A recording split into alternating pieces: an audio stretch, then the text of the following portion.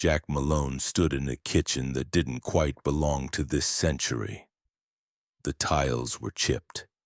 The faucet leaked in a slow rhythmic drip. The fridge made a sound like an old man clearing his throat every 10 minutes. But none of that seemed to bother him. On the wall right above the stove hung an old wooden clock. The minute hand sat 5 full ticks behind reality. It had been that way for years. Jack knew it. His daughter knew it. Every guest who had ever visited this small apartment probably noticed it, but no one ever fixed it. Not even Jack. This morning, like every other morning, Jack prepared breakfast with the same quiet precision. 2 slices of sourdough dropped into the toaster. Scrambled eggs whisked with exactly 3 pinches of salt. A handful of blueberries into a plastic container arranged so the smallest ones were on top. His hands moved without thinking, but his mind was elsewhere. On the cluttered kitchen table sat a stack of unpaid bills. Next to it, a napkin creased half-stained with coffee. On that napkin, a series of circles and arrows sketched out a puzzle only Jack seemed to care about. His fingers tapped the table. Tap, tap, tap. Then he leaned over, picked up the pen he always kept behind his ear, drew another arrow connecting 2 circles. He muttered under his breath, "If Route C feeds into Hub 2, then yeah. But that leaves North Line overloaded, unless..." The toaster popped. Jack didn't flinch. He flipped the toast onto a plate, buttered them without looking, eyes still glued to the napkin. Footsteps padded into the kitchen. Small ones. Light. Emma, 10 years old, hair a little wild, socks mismatched. She climbed onto the chair across from him, propped her chin on her hands, and stared. "Dad," she said, blinking slowly. "You know the clock's wrong again, right?" Jack glanced up, smiled, then looked back at the clock. "Yeah, I know." He poured her orange juice, slid the plate in front of her. "Eat before it gets cold." Emma poked a blueberry with her fork. "Why don't you ever fix it?" Jack's hand hovered over the napkin pen still pressed against the paper. He thought for a second. Some things he said softly aren't broken, they're just different. His eyes drifted back to the napkin. Circles, arrows, notes. A map of something no one had asked him to solve, but he couldn't stop seeing it. Out the window, the city started waking up. Delivery trucks rumbled down narrow streets. Brake lights flickered in the early fog. The clock ticked, still 5 minutes behind. In the corner of their small living room sat a worn-out coffee table, scarred with scratches and rings from cups long forgotten. On top of it, sprawled an entire city, not a real one, but a city born from cardboard thumbtacks and yarn. Emma sat cross-legged on the rug, her brow furrowed in concentration. She looped a red strand of yarn around a thumbtack labeled library, then pulled it taut toward another pin marked bakery. The yarn crossed over a blue string that already connected school to park. Jack stood nearby watching her work, one hand resting on his hip, the other sipping coffee from a chipped mug that read "World's Okayest Dad." "You know," Emma said, not looking up, "if deliveries go this way. They hit the bakery first, then the library. But that means the toy store has to wait longer." Her tiny fingers moved quickly, adjusting pins, stretching threads, tightening connections. Jack crouched down beside her, set his coffee aside, and picked up a loose piece of yarn. "You're thinking in straight lines," he said gently. "But delivery routes don't always care about straight lines." Emma squinted at him. "What do you mean?" Jack leaned closer to the web of colors. It's not just about which place is closer, it's about what fits together. Like, maybe the toy store has 3 boxes, but the bakery has 12. Different weights, different times people expect them. He traced an imaginary path with his finger weaving between the threads. "See this," he said. "If you skip the library until later, the truck carries less weight up front. That saves fuel, and you still make it before the library closes."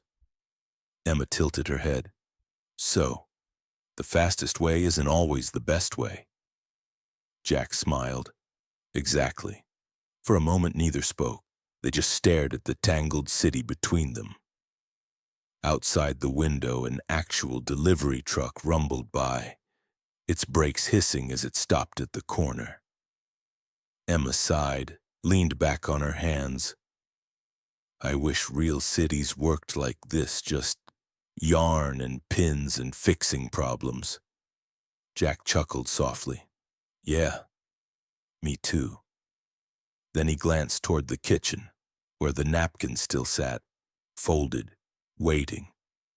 The morning air was sharp, Seattle's kind of sharp, damp, gray, and heavy. Jack stood at the corner bus stop, collar pulled up, hands deep in his jacket pockets. The city hummed around him, coffee shops unlocking doors, trucks coughing to life, crosswalk signals blinking like tired eyes.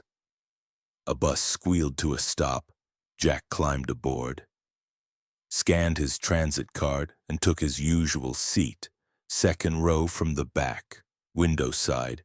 From here he could watch the city blur past, street by street, until the buildings grew taller, shinier, more polished, and less familiar. The bus dropped him off in front of Moraine Supply Co., a 10-story glass building, sharp edges, silver trim, and the kind of lobby that smelled like leather and ambition. Jack pushed through the revolving door. His boots left faint prints on the marble floor, still wet from last night's rain. In one hand, a battered toolbox. In the other, a folded jacket that had seen better days. He made his way toward the service elevator, but stopped. A maintenance sign blocked it off, which meant the main elevator. Jack hesitated, then sighed, stepped forward. The elevator dinged open. Inside, 3 men in tailored suits, crisp ties, shoes polished enough to see their own reflections. One woman, navy blazer, phone in hand, barking orders into her Bluetooth. They didn't look at him, not really. Maybe a brief flicker of the eyes, then nothing. Jack stepped in, stood near the corner, toolbox by his feet, hands clasped in front. The elevator doors slid shut. Silence, except for the woman's voice. "I don't care if it's supply chain, Brent. If we bleed another quarter like the board will have my head. Find a fix." Brent's voice replied, clipped, tight. "We've tried. Nothing sticks. Every route runs over budget. Every truck runs half empty." Jack shifted slightly, eyes drifting to the floor numbers ticking up. 4, 5, 6. The suited man closest to him muttered, half to himself, 47 million in the hole. Unreal. The words hung there, heavy, like fog that wouldn't lift. No one noticed the man in the corner. No one asked if he heard, if he understood. But he did. He understood every word. At floor 8, the doors opened. The suits walked out, still mid-conversation, their voices fading down the hallway. Jack stepped out after them, turned left, toward the maintenance wing. Not a glance, not a nod. Invisible, just the guy who fixes the lights when they flicker. But as he passed the glass wall of the executive boardroom, his eyes caught something. A whiteboard, covered in lines, arrows, and a map of routes. His steps slowed, His fingers tightened around the handle of his toolbox. The same problem, the same broken map, still unsolved. Dinner was simple, the way most dinners were in the Malone household. 2 bowls of pasta, steam curling up in lazy tendrils, a jar of store-brand tomato sauce still half full on the table, garlic bread that was probably 2 minutes past perfect. But neither of them seemed to mind. The apartment was quiet except for the soft hum of the fridge and the occasional honk from the street below. Jack sat on one side of the small wooden table, sleeves rolled up, head slightly tilted. In front of him, not his dinner, but a napkin, a plain white square, half-creased, one corner stained with what looked like coffee from earlier that morning. And on that napkin, lines, circles, arrows, notes. His pen moved slowly, connecting Hub 3 to the northwest route, then adding a note beneath it. Inventory imbalance, overload risk. Emma twirled pasta onto her fork, eyes darting between her dad and the scribbles. "You're doing it again," she said, mouth half full. Jack didn't look up, doing what Emma pointed her fork at the napkin. That thinking about truck stuff thing. He chuckled, finally set the pen down, leaned back. "Yeah, I guess I am." She tilted her head. "Why don't you just do that for real, like make routes for work?" Jack's smile faded. Not completely, just softened into something more complicated. "I used to," he said quietly. "A long time ago." Emma blinked. Really, Jack nodded, tapped the napkin with his finger.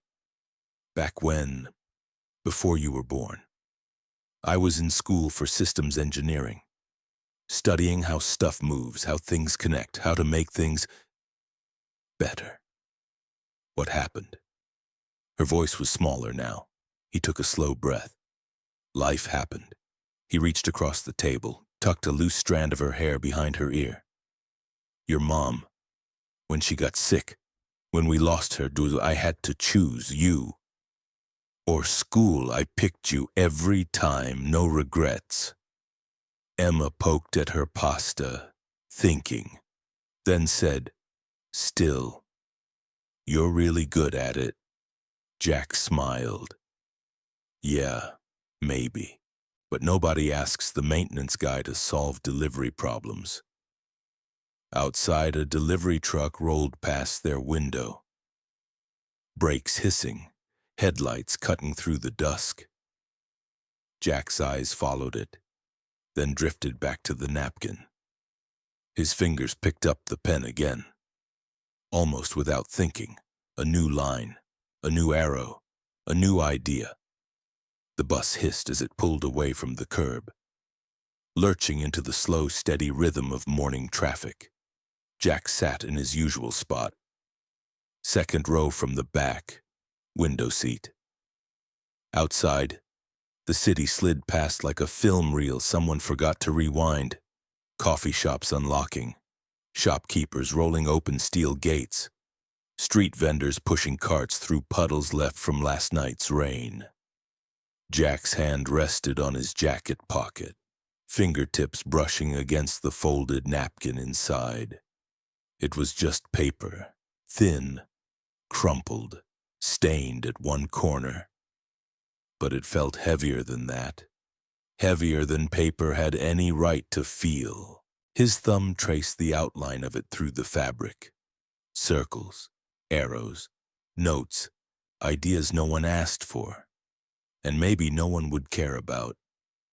A part of him wondered why he even bothered drawing it. Another part knew. He couldn't help himself. His brain was wired that way, looking for patterns, looking for ways to fix broken things, even when nobody asked. The bus slowed at a red light. Jack watched a delivery van pull into an alley, its back doors swinging open. A young driver climbed out, checked a clipboard, then scratched his head confused. Jack smiled, almost bitterly. Even from here, he could see the mistake, the wrong sequence, the wasted time. His fingers pressed tighter against the napkin. A voice came over the bus speaker, calling the next stop. Jack barely heard it. His eyes stayed locked on the maze of streets, the flow of traffic, the invisible system that most people never noticed. But he noticed. He always noticed. A couple of teenagers boarded the bus, laughing, bumping into his seat without realizing.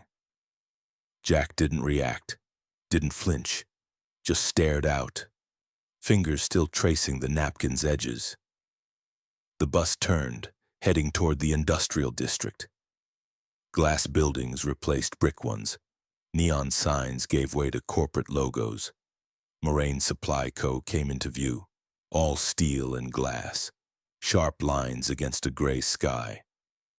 Jack stood, adjusted his jacket, felt the napkin shift in his pocket. For a second, just a second, it felt like carrying a secret, a quiet little truth no one else saw, and maybe that was enough. Jack stepped into the maintenance corridor, toolbox in hand, boots echoing against the linoleum floor. To his left, a vent was rattling. Third time this week. He'd already filed a request for a permanent fix, but nobody upstairs wanted to pay for new ductwork. Band-aids were cheaper. He set the toolbox down, popped open the panel, started tightening bolts. Voices drifted down the hallway, sharp, tense. The operations room, door cracked open. Jack didn't mean to listen, but he didn't exactly try not to. Inside, two managers stood over a whiteboard filled with routes numbers and angry red X's. "It doesn't make sense," one of them snapped. "We've got trucks running half empty in the North Loop while the East Hub's drowning in backlog. This isn't sustainable." The other rubbed his temples. "I told Brent. We flagged this last quarter. Their whole model's broken. We're routing based on zones, not demand. First guy threw a marker onto the table, yeah. And now trucks are driving 20 miles just to drop 2 boxes. Then looping back past 5 other stops they could have handled." Jack tightened another bolt, hands steady, ears sharper than he wanted to admit. "Fuel costs are through the roof," the second guy said, pacing. "Overtime's killing us. And customers. They're furious. Delays, missed deliveries, cancellations left and right." A long pause, then quieter. The first one muttered, "We are bleeding money, and nobody upstairs has a real fix." Jack's hand hovered over his wrench, fingers tightening. His brain, whether he liked it or not, had already started doing the thing it always did, building models, seeing the map in his head, the flows, the bottlenecks, the inefficiencies. It wasn't hard. The mistakes were obvious to anyone who actually looked. But Jack wasn't anyone. He was the maintenance guy, the invisible man who unclogged toilets, changed light bulbs, fixed rattling vents. Not the guy who walked into operations meetings with solutions, not anymore. A screw slipped, clinked onto the floor. Jack bent down, picked it up, then glanced toward the open door. For a second, just a second, the words balanced on his tongue. Right there, ready. But he swallowed them, tightened the last bolt, closed the panel, picked up his toolbox, and walked away. Invisible, as always. The napkin in his pocket felt heavier with every step. The maintenance hallway ended right where the executive wing began. Jack stood at the corner, half in shadow, half lit by the flickering ceiling light nobody had bothered to report yet. Through the glass wall of the conference room, he could see them, The suits, the decision-makers, the people who moved numbers around like pieces on a chessboard. Except this time the board was breaking. The whiteboard dominated the far wall. Thick lines, circles, routes drawn in blue and red, crisscrossing the city like arteries on the verge of clogging. Jack's eyes locked onto it. He didn't hear the muffled voices, not really. His brain filtered them out. Let the patterns take center stage. Hub 3. Overloaded. Northwest route. Too long. East loop. Underutilized. His head tilted slightly in the same way it always did when something didn't make sense. Fingers tapped against his tool belt. Not consciously, just rhythm. Thought rhythm. From this distance when nobody noticed him. Nobody ever did. He wasn't part of that room, wasn't part of the problem or the solution. Except he could see it. Clear as day. His eyes moved line to line, arrow to arrow, following the logic, or the lack of it. There, that connection between the south hub and the central loop useless, wasting time, wasting fuel, breaking the system. And that, the way east routes everything through north before heading west madness. Pure expensive madness. Jack folded his arm, leaned against the wall. Nobody inside that glass box even glanced his way. A man in a gray suit pointed at a graph. Another woman shook her head, jabbing her pen at the numbers. Frustration painted every face. Yet none of them. None were looking at the actual map the way Jack was. Not like a manager, not like a consultant, but like a mechanic. Someone who understood how systems really worked. When they worked, and how badly things broke when no one noticed the little stuff. His thumb brushed the edge of his jacket pocket. The napkin was still there, folded, waiting. Jack exhaled. Not a sigh of exhaustion, but the kind of breath someone takes when they already know the answer. But nobody asked the question. The door to the conference room opened. Two executives walked out, still arguing. Didn't even register Jack standing there. Didn't even break stride. Jack stayed where he was, watching, mapping, fixing, in his head, like he always did. The maintenance room wasn't much. Fluorescent lights buzzed overhead. A metal shelf sagged under the weight of spare part, tangled cords. Boxes labeled with handwriting only Jack could read.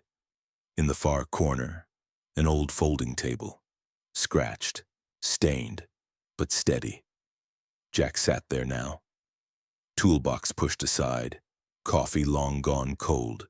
The napkin lay flat in front of him, one corner weighed down by a roll of duct tape, another by a wrench, as if the paper itself might try to escape. His right hand gripped a pen, a cheap ballpoint, half out of ink. The pen hovered, paused, then touched down. A new line. South hub, direct to east loop. He scratched the old route out, replaced it with a tighter connection. Fingers trembled slightly. Not from fear, not exactly. More like from knowing this mattered more than he wanted it to. His eyes, though, steady, focused, razor sharp. Jack adjusted a circle, made a note beside it. Time window constraint. Prioritize volume over distance. Another arrow, another correction. The napkin was filling up fast. Lines crossing lines, margins scribbled with formulas, load capacities, no estimated travel times. His foot tapped under the table. Tap, tap, tap. The sound of his own heartbeat. For a moment, the noise of the building disappeared. No phones ringing, no air vents humming, no footsteps in the hallway. Just him, and the map, and the knowledge that on paper at least this could work. His hand shook again, just a little. He clenched the pen tighter, drew one last line, circled it twice. then leaned back. Let the pen fall onto the table. Exhaled. Long and slow. The napkin wasn't pretty, it wasn't polished, but it was right. At least, Jack thought it was. His fingers traced the edge of the paper, folded it carefully, tucked it back into his jacket pocket. Safe. For now. The click of high heels echoed down the hallway. Sharp, deliberate, each step landing with the kind of precision only a certain type of person ever mastered. Olivia Chen moved fast, phone in one hand, leather portfolio tucked under the other arm. Her eyes scanned emails, financial reports, crisis alerts, bouncing from one disaster to the next. Her expression never broke, never softened, never wavered. She rounded the corner toward the executive wing, her usual shortcut through the maintenance hallway. It was quieter here. No executives, no meetings, just tools, cables, spare parts, and the faint smell of machine oil baked into the walls. As she passed the open door of the maintenance room, something pulled at her peripheral vision, not a sound, not a voice, just something. She slowed, just half a step. Her eyes flicked sideways there, on the folding table.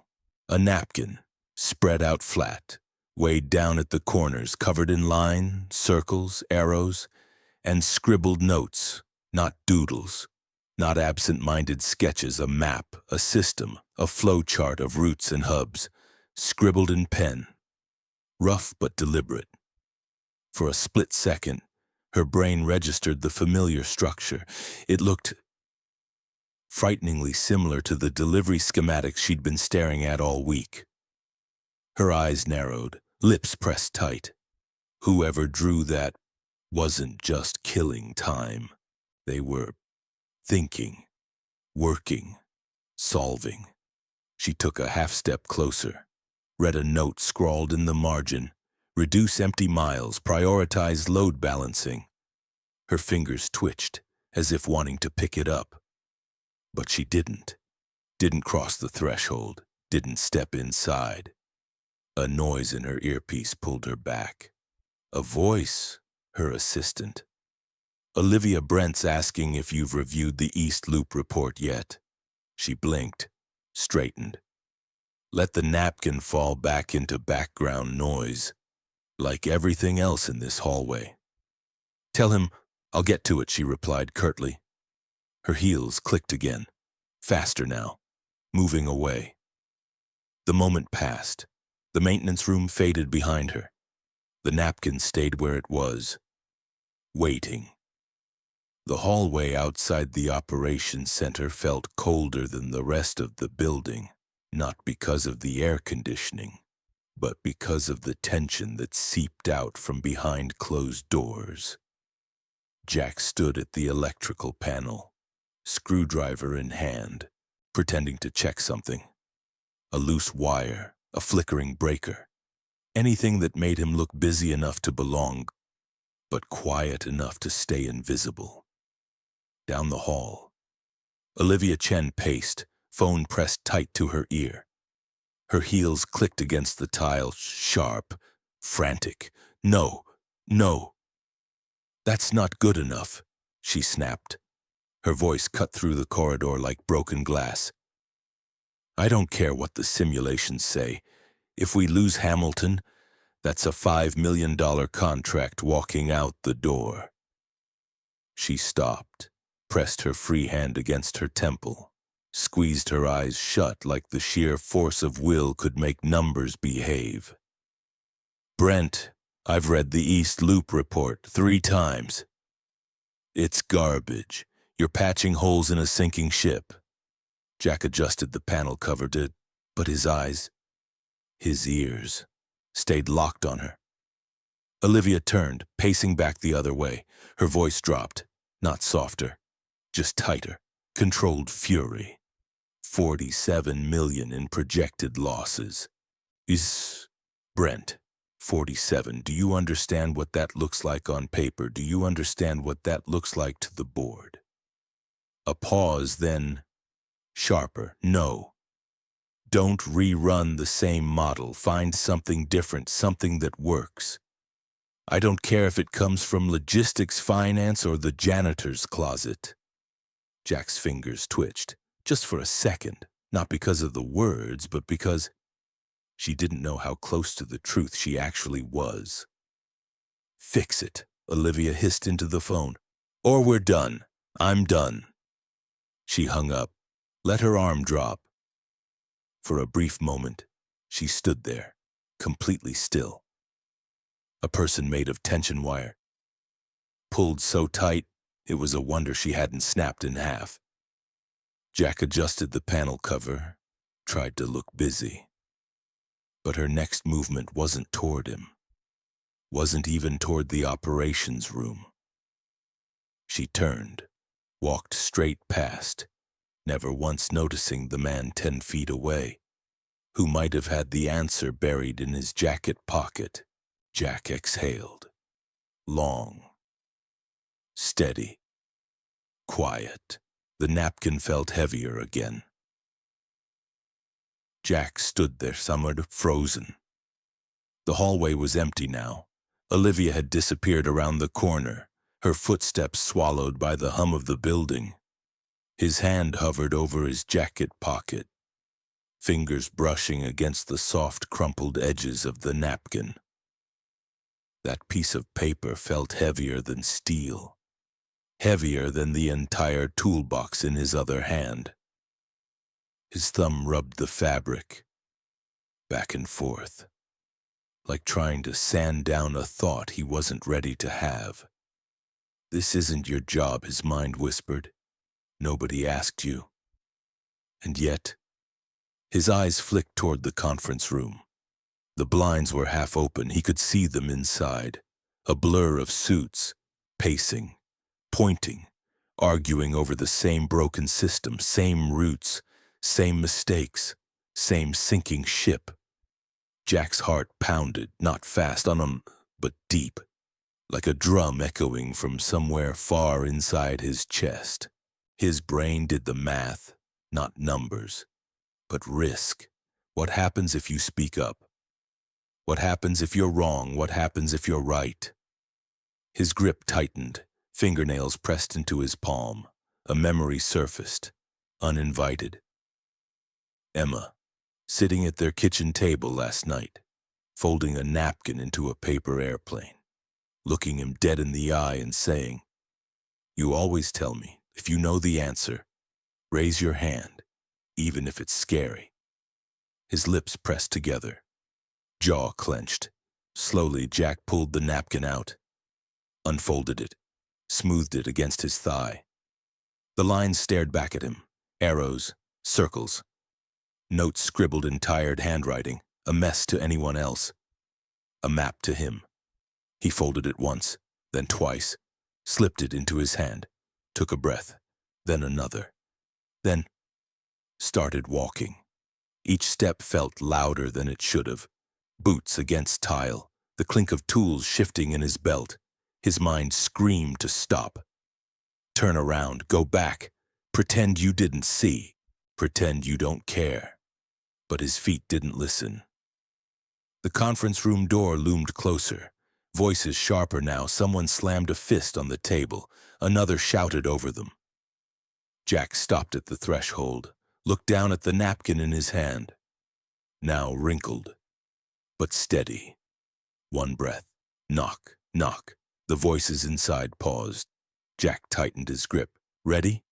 Or not? The knock wasn't loud, but it was enough. Inside the conference room, voices stumbled, paused, hung in midair like dust caught in a shaft of sunlight. For half a second, nobody moved, nobody breathed. Then, the door creaked open. Olivia stood there, a tablet in one hand, pen in the other, lips pressed into a line so tight it almost disappeared. Her eyes scanned the hallway, then landed on Jack. Not recognition, not exactly, more like confusion, Surprise, curiosity, and all packed into one blink. Her gaze dropped to his hands. The napkin crumpled, folded, unfolded, a mess of lines, arrows, notes scribbled with the kind of desperation that only comes when someone really believes in what they're doing. For a beat, nobody spoke. Then Olivia's eyes flicked back up, sharp, focused. What? Is that? Her tone wasn't hostile, not warm, just tired, edged. A woman whose patience had been sanded down to the bone. Jack swallowed, cleared his throat, held the napkin a little higher, like it might explain itself if he just pointed hard enough. I drew something, he said, voice quieter than he wanted. It's about the roots, the distribution model. I think, his fingers tightened around the paper. I think I see where it's breaking. Another silence, heavier this time, the kind that presses against your ribs and makes breathing feel like work. Behind Olivia, the suits in the room shifted. A couple leaned forward, eyebrows raised. One exchanged a glance with the guy next to him. Confused, maybe annoyed, maybe amused. But not Olivia. Her face stayed still, a machine parsing data it hadn't expected to receive. She looked at the napkin again, then at Jack, then, without a word, unstepped aside, held the door open. Come in, she said, flat, measured, not an invitation, not a dismissal, a command. Jack blinked once, twice, then stepped through. The air inside the room felt thicker, drier, like all the oxygen had been replaced with static. The door clicked shut behind him. Every eye turned his way. Jack gripped the napkin tighter, no turning back now.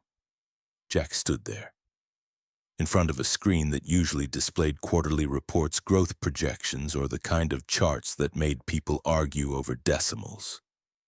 Except today, it was blank, waiting, in his left hand, the napkin, unfolded, smoothed as much as it could be so, though the wrinkles refused to disappear. In his right, a dry erase marker. Cap already off, tip shaking, just slightly when from the weight of the moment. He glanced at Olivia. She stood near the window, arms crossed, watching, not saving him, not rescuing him, but not stopping him either. Jack turned back to the board, drew a quick circle, hub 1, then another, hub 2. Lines connected them. Arrows pushed roots out to various points. His voice, when it finally came, was steady, low, tense, but clear. You're routing deliveries. Like this, he said, motioning to the board, based on geography, on zones, on distance from headquarters. A pause. A couple of the suits nodded. One leaned back, arms crossed, skeptical but listening. Jack drew another arrow, then another. Crisscrossed lines like tangled shoelaces. The problem, he continued, tapping the marker against the lines, is this isn't how demand works. This isn't how volume works. And it's definitely not how efficiency works. He circled a hub twice. Look here, hub 3's overloaded every Thursday. Why? Because the North Loop feeds into it, but so does the West Corridor. You're bottlenecking your own supply chain without even realizing it. Murmurs. Shifting chairs. Someone clicked a pen. Jack kept going. And then here, he pointed, you've got trucks running full one way, then deadheading back. Empty. Wasted fuel, wasted labor, wasted time. He stepped back, drew a big X through 2 routes. This doesn't work. It hasn't worked in months, probably longer. Silence. Not hostile, not yet, but heavy, loaded. Jack turned, faced them fully, marker still in hand. I don't work in logistics, he said quietly. I know that, but systems are systems. Doesn't matter if it's plumbing, electricity, or freight. When something flows wrong, You can feel it. Another pause. A few leaned forward, a few leaned back, but nobody laughed. Nobody dismissed him, not yet. Jack took a breath. Your problem isn't trucks, it's flow, and you're looking at it backwards. The silence didn't last. It never does, not in rooms like this. From the far end of the table, a chair creaked.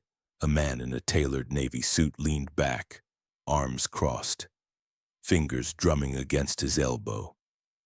Mason, director of operations. The kind of man whose shirt collars always looked starched, whose watch probably cost more than Jack's truck. He smirked. Not wide, just enough. Well, Mason said, voice smooth, dipped in just enough sarcasm to sting. It's always fascinating to hear creative input from facilities. A couple of the others shifted uncomfortably. One suppressed a cough, another stared down at his tablet, pretending to check numbers. Mason went on. Tell me, Jack, do the janitors have any thoughts on our quarterly projections, or should we swing by the cafeteria? See what catering thinks about fuel surcharges. The words hung there, heavy, mean. Jack didn't flinch, didn't look away, but his knuckles whitened around the marker. Before he could answer, a sharper voice cut in. Enough! Olivia! She stepped forward, flat heels clicking against the tile, arms uncrossed, shoulders squared. Mason, she said, low but deadly clear. If the people in this room had the answers, we wouldn't be staring at $47 million in projected losses. Her eyes didn't blink. So unless you've cracked the problem in the last 3 minutes, I suggest you shut up. The air snapped tight, like someone had pulled every rubber band in the room to its breaking point. Mason's smirk faltered. Not completely, but enough.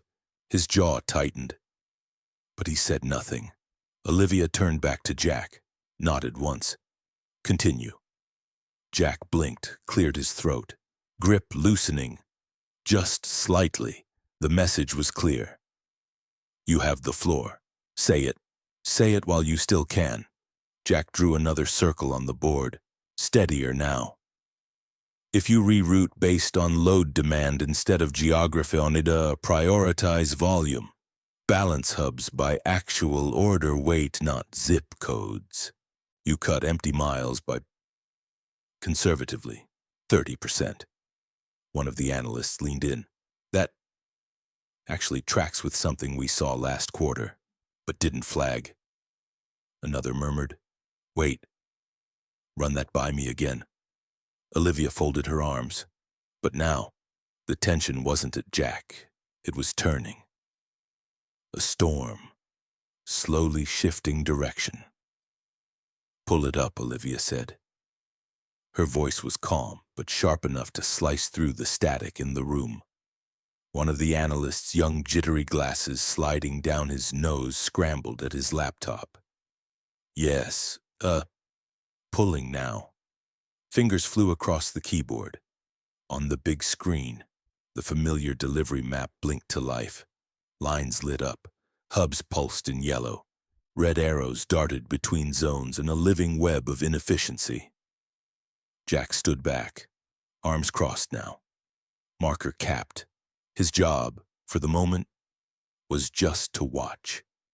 The analyst spoke fast, like he was trying to outrun his own doubt. Okay, here's the current routing structure. Based on geographic zoning, standard fuel model, last quarter's load data. A number appeared in the top corner. Projected loss 46.9 million. No one reacted. They already knew that number by heart. Now, the analyst's fingers trembled, applying, the suggested reroute model, shifting prioritization to load balancing, volume-based hub distribution, recalculating empty miles. The map flickered, lines vanished, new ones snapped into place, shorter, tighter. Some routes rerouted completely, others merged, optimized, breathing like a cleaner set of lungs. A second passed, then two. The number in the corner started to tick. Down. 46.9, 43.2, 38.5. A low murmur swept the room. Chairs creaked. Someone whispered, "Wait, what?" The number dropped again. 34.1, 29.7. Jack's heart thudded, not racing, but heavy, steady. 20.8, 14.5, 9.3, and the analyst blinked, adjusted his glasses, typed something manual override. Then the final number landed, bright, cold, impossible. Net savings 47.3 million. Silence. But not the heavy, doubtful kind. This was the silence of impact, of realization. Someone stood. Someone else sat back down, like their knees just gave out. Mason, the operations director, stared, jaw slack. Words caught somewhere between his throat and disbelief. The analyst swallowed hard. It shouldn't be that simple. I mean, it's not simple. But another voice, one of the senior managers, half whispered, half choked. We've been looking at this backward. The entire time. No one laughed, no one sneered, no one said a thing for a long, long moment. Then Olivia exhaled. A single breath. Not relief. Not yet. But something close. Her eyes flicked toward Jack. And for the first time that day, her face softened. Just a little. The conference room had emptied. The suits had scattered. Some to recalibrate models. Some to call their teams. Some just to process what the hell had just happened. But Jack stayed, standing, hands in his pockets. Napkin folded again. This time less like a sketch, more like something sacred. Olivia stood by the window, back straight, arms crossed. Her eyes weren't on the city skyline, they were on him. "You know," she said, voice lower now, stripped of the boardroom armor, "we're going to need someone to actually build this out." Jack shifted. "Yeah, I figured." She didn't blink. "I'm asking if it's going to be you." The words hit harder than he expected. Jack let out a breath, half a laugh, half something heavier. I fix things. Pipes, lights, broken vents. I don't lead projects." Olivia stepped closer. No smile, no softness, just certainty. "You saw what none of us did. You built it, whether you admit it or not. This is yours." Jack looked down. His boots still had scuff marks from the maintenance hallway. His hands, stained with years of oil dust and forgotten repairs. "This," he started, shaking his head. "This isn't my world. I don't know their language, the meetings, the reports. His fingers rubbed the bridge of his nose. "I don't even own a suit." Olivia tilted her head, voice softer, but firmer. "You don't need a suit. You need to show them how the system works, how you see it." Silence stretched. Jack glanced toward the door, as if the hallway might offer him a way out. Back to familiar things, tools, wrenches, problems he could solve with his hands, but his hands were already solving bigger things. "Look," he said finally, "I've got a daughter, Emma. This job, the routine, it works. She knows where I am. I'm home by 5. We've built something that worked, and I'm scared of breaking it." Olivia nodded. Not impatient, not dismissive, just understanding. "Then we'll build this in a way that doesn't break that." Jack stared at her, trying and failing to find the flaw in what she just said. "Think about it," Olivia added, "but not for too long. We need to move fast." And frankly, her lips curved, just barely. "I don't trust anyone else to do this right." The napkin in Jack's pocket felt heavier than ever. The apartment felt quieter than usual. Not because the city was quiet, the city never was, but because Jack's mind wasn't here, not entirely. Dinner dishes sat in the sink, half washed, half forgotten. Jack sat on the couch, elbows on his knees, hands clasped, staring at nothing, or maybe staring at everything. The napkin, now infamous in his own head, sat on the coffee table, folded, creased, worn, across the room. Emma shuffled through her backpack, pulled out scissors, tape, markers. No real reason, just habit. She flopped down onto the rug, legs crossed, eyeing the napkin like it was a puzzle she hadn't solved yet. "Dad," she asked, voice light, casual.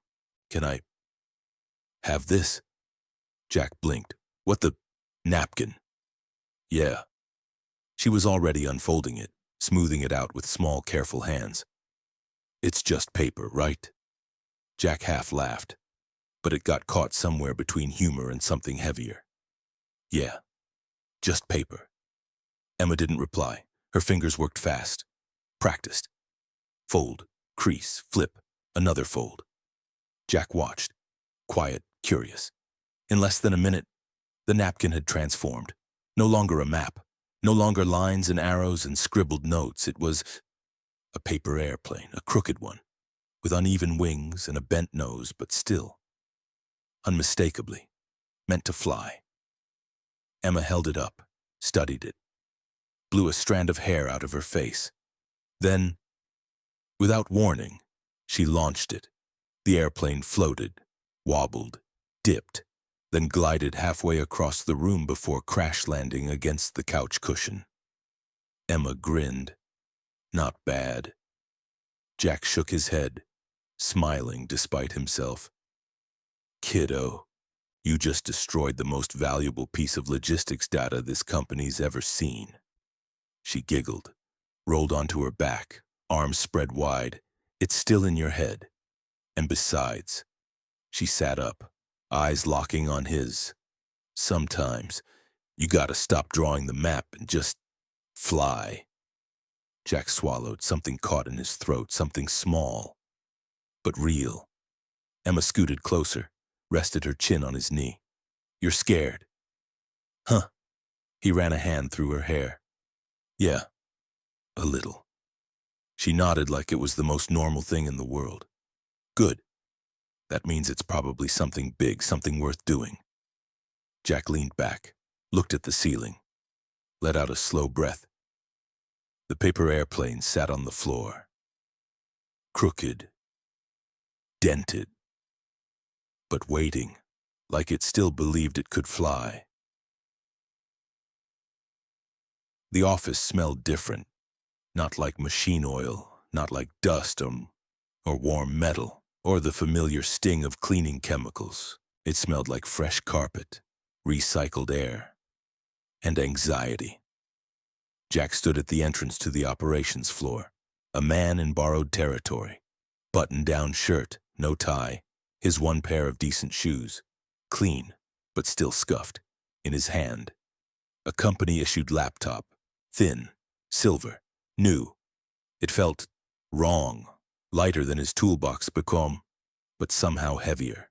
A receptionist with perfect posture handed him a keycard, smiled the kind of smile that didn't quite reach her eyes. "Conference room B, down the hall. Left. Right. Thanks." Jack nodded, half mumbled.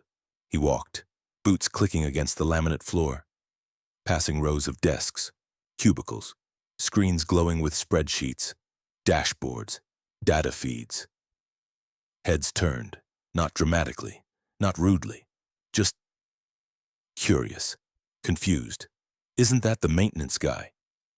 What's he doing up here?"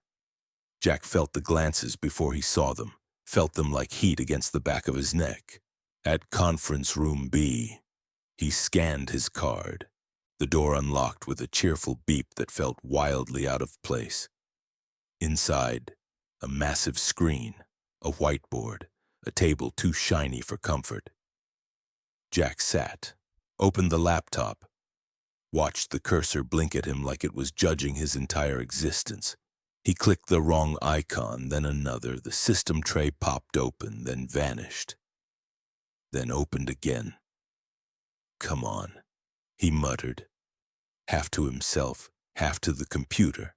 The door opened.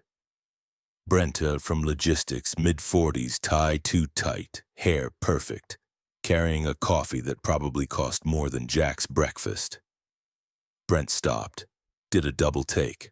"Oh, you're in here." Jack nodded. "Yeah, apparently." Brent's eyebrows pinched. "Didn't know. We were, collaborating with facilities now." Jack offered a smile. Small, tight. "Guess we are." Brent didn't respond. Just sat, opened his own laptop, started typing like Jack wasn't even there. The next hour passed like that. Jack fumbling through project management software, struggling with terminology, clicking through screens that looked like alien code. The only thing that felt familiar was the map, the flow, the system, because even if the tools were different, broken is still broken. And Jack Malone knew broken, and maybe, just maybe, he knew how to fix it. It started with one red string. Emma stood on a step stool, tongue poking out in concentration, as she tied the yarn to a thumbtack labeled North Hub. Jack stood behind her, half worried, half amused. "You sure about this?" Emma grinned without looking back. "Totally. You said it's just like the model we built at home." "Right." She pulled the yarn tight, stretched it across the white wall, and pinned it to West Corridor. The wall wasn't blank anymore. Olivia had cleared it that morning, erased the whiteboard, removed the framed mission statements, told the receptionist make space. "We're building something real now." It belonged to Emma, and her yarn, and her imagination. She reached for the blue spool next. "Okay. Blue is for high-volume roots, red is for overflow, yellow is—" Wait. She jumped down, rummaged through a paper bag, and pulled out a handful of sticky notes. Scribbled peak hours on one, slapped it next to East Loop. Jack chuckled. "You're making this look way more fun than the software does." Brent walked by the glass wall, stopped, stared, then kept walking, shaking his head like he wasn't sure if this was genius or madness. Inside the room, Olivia leaned against the doorframe, arms crossed, watching, not judging, just observing. Her eyes followed Emma as the little girl stretched another line of green yarn from South Hub to Central Distribution. "Dad," Emma called, "if you reroute here, then this truck doesn't have to double back. Saves, like, a ton of time, right?" Jack stepped forward and knelt beside her. "Exactly, that's exactly how it works." Emma beamed, pinned the last piece, stepped back, hands on hips. There. Fixed it. The wall was no longer just a wall. It was alive, a living, breathing map of problems and solutions. Olivia smiled, soft, rare. "You might have to teach our analytics team how to do this." Emma giggled. "Sure, but I charge in cookies." Jack laughed, shaking his head. Tough negotiator. For a moment, the office didn't feel like an office. It felt like possibility. And the clock on the far wall, and still 5 minutes slow, ticked on, unbothered, unchanged, and maybe that was okay. The city stretched out below them, office towers glowing, traffic humming, tail lights weaving like red threads in the dusk. Jack sat on the edge of the balcony, elbows on his knees, hands loosely clasped. Beside him, Olivia leaned against the railing, jacket off, sleeves rolled, hair no longer perfectly pinned, strands escaping and catching the wind. For a while neither spoke, just listened, to the hum, to the far-off sound of brakes, to the world moving and whether they moved with it or not. Then Jack exhaled, slow, heavy. Funny, he said, half to himself. You spend years thinking you don't belong in a place. Then one day, you're here. And you're still not sure if you do. Olivia tilted her head. You mean this office? Jack shrugged. This world, the meetings, the reports, the endless graphs. He chuckled. But it wasn't entirely a joke. Feels like I'm waiting for someone to tap me on the shoulder and say, sorry, buddy, you don't belong here. Go back to fixing the elevator. Olivia didn't laugh. Instead, she folded her arms, stared out at the skyline. You ever think, maybe it's the place that's supposed to change? Jack blinked, looked at her. What, she nodded toward the building behind them. Places like this, companies like this, built on the idea that certain people belong, certain people don't. Her voice softened. But that's broken, just like the system was. And maybe fixing things isn't just about trucks and routes. Maybe it's this. Jack leaned back. Thought about that. Yeah, he said finally. Maybe. But it's not easy. No, Olivia agreed, it's not. Silence again. But not the heavy kind. Not anymore. Comfortable. Honest. Jack glanced sideways. Do you ever feel like that? Like you don't fit the picture? Olivia smiled. Small. Wry. Every day. She nudged his shoulder. You think the board wanted a 30-something female CEO from a working-class family? I don't fit their mold. Never did. Jack chuckled. Guess that makes two of us.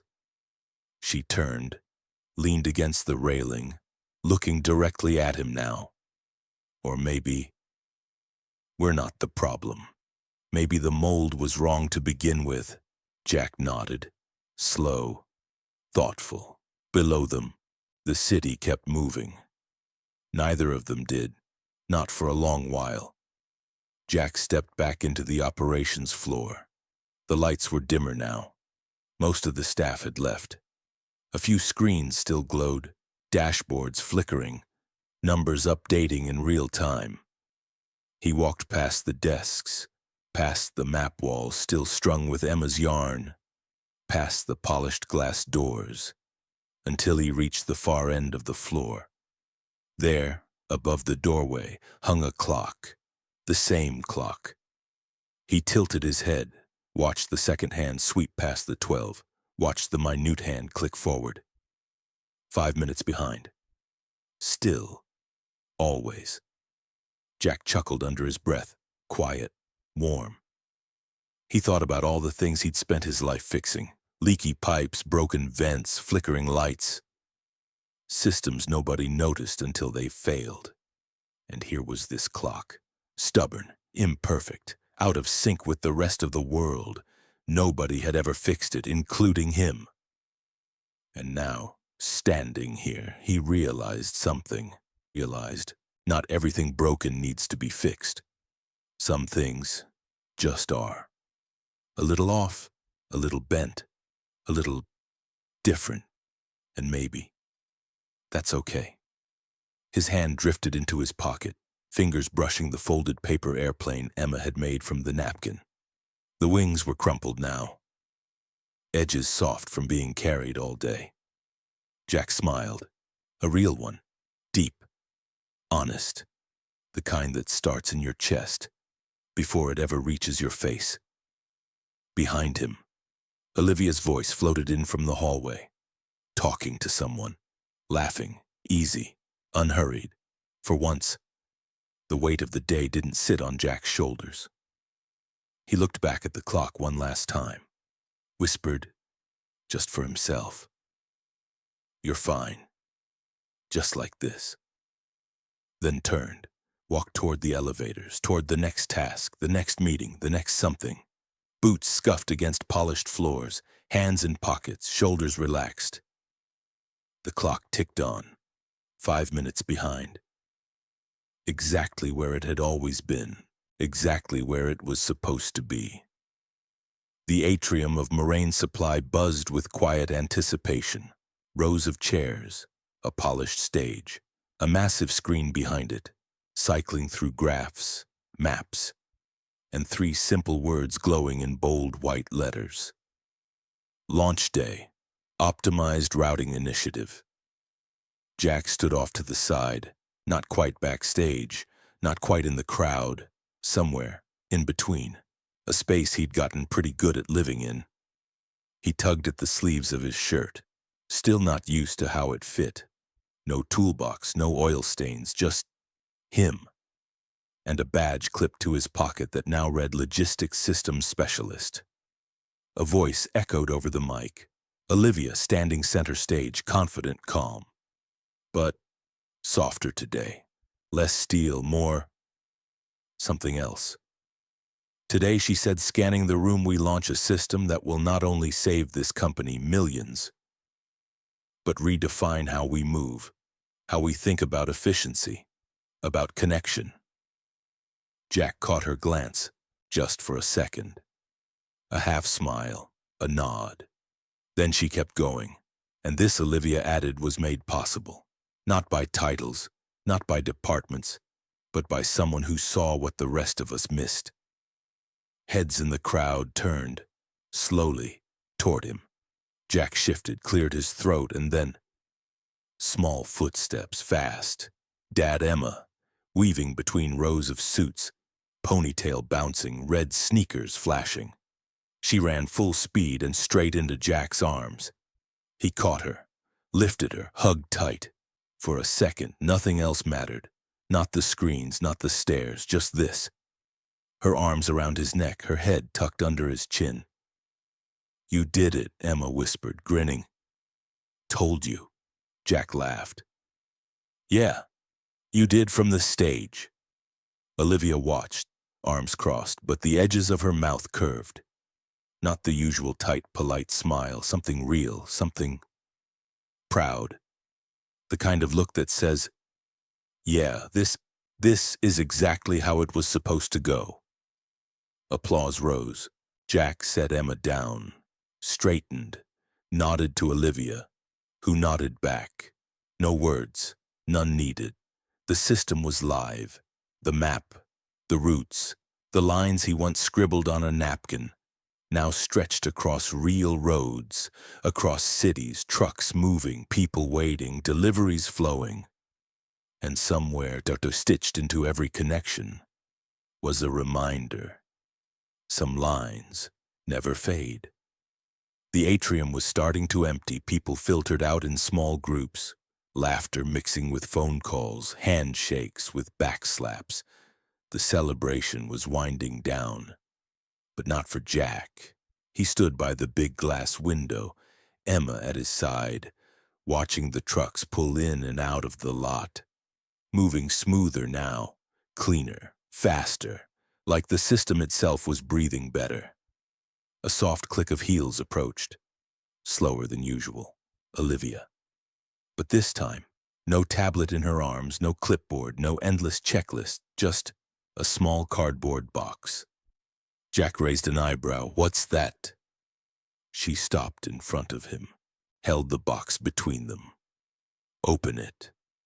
Jack glanced at Emma, who nodded like this was the most obvious thing in the world. He flipped the lid.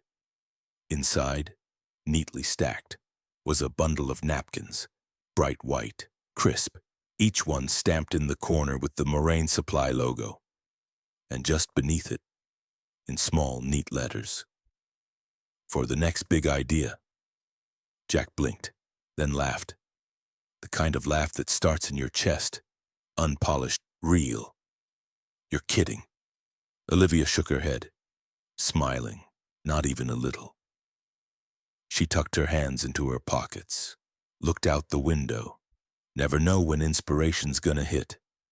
Figured you shouldn't have to steal them from the break room anymore. Jack picked up one, ran his thumb along the edge, Soft, clean, the exact opposite of the crumpled napkin still folded in his jacket pocket. Careful, he said, grinning. You do realize this counts as official company supplies, could bankrupt the place. Olivia laughed. Worth it? Emma peeked into the box.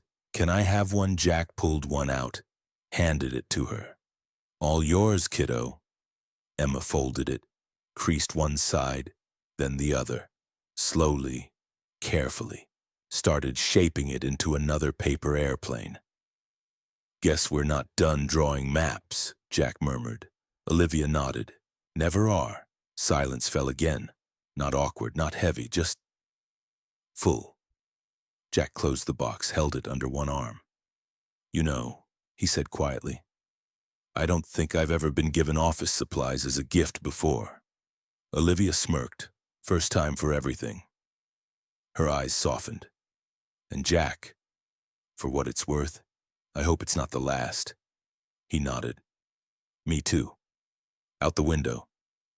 Another truck pulled out. Clean. Efficient. Headed somewhere it was supposed to be. A line drawn, right where it needed to go. The wall was no longer just a wall. It was alive. Lines of yarn stretched between hubs. Curves of green, red, blue. Thumbtacks holding intersections together. Sticky notes floated beside key routes. Reminders of priorities, deadlines, and possibilities. Jack stood to the left, one hand resting casually in his pocket, the other holding the box of napkins, tucked under his arm like it belonged there now. Emma stood in the middle, her arms folded, chin tilted up, eyes scanning the map like a general reviewing battle line. Or maybe like a kid seeing the world for what it could be. On the right, Olivia. Shoulders relaxed, hair slightly windswept from the balcony, a softness in her expression that didn't exist months ago. The three of them, different in every imaginable way, stood together, saying nothing, just looking. The hum of the office faded. The noise of keyboards, printers, and distant conversations dissolved into a kind of quiet that wasn't silence, but presence. Outside, the city moved, trucks rolled, routes connected, packages delivered. The camera began to pull back, slow, deliberate, drawing space between the people, the map, and the rest of the world. And as it did, something subtle came into focus. The clock above the doorway. Still. 5 minutes slow. Still. Ticking, unbothered, unchanged. Exactly as it had always been, on the wall. The red string from North Hub curved perfectly toward East Loop, a line, intentional, steady, unbroken. And then, across the bottom of the screen, in soft white letters, the final words appeared. Some lines aren't meant to be erased. The camera drifted further, out past the glass wall, out into the hallway, then the lobby, then the wide open city beyond. The lights of traffic, the glow of street lamps, the pulse of a world constantly moving, but inside that office, on that wall, and between those three people, one thing was perfectly, stubbornly, beautifully still. Connection. The picture froze. The camera lingers, just for a moment longer. Jack reaches over, picks up the paper airplane, balances it gently on his palm. He glances at Emma, then at Olivia, smiles. Without a word, he lifts his hand and lets the airplane glide. It sails, wobbles, then lands softly on the corner of the map wall, right between two hubs connected by a single line of red yarn. A perfect landing, Emma laughs. Olivia shakes her head, but smiles anyway. The screen fades to black, and one final line appears. Simple, quiet, every map starts with a single line, then softly below. Like, subscribe, stay for the next story.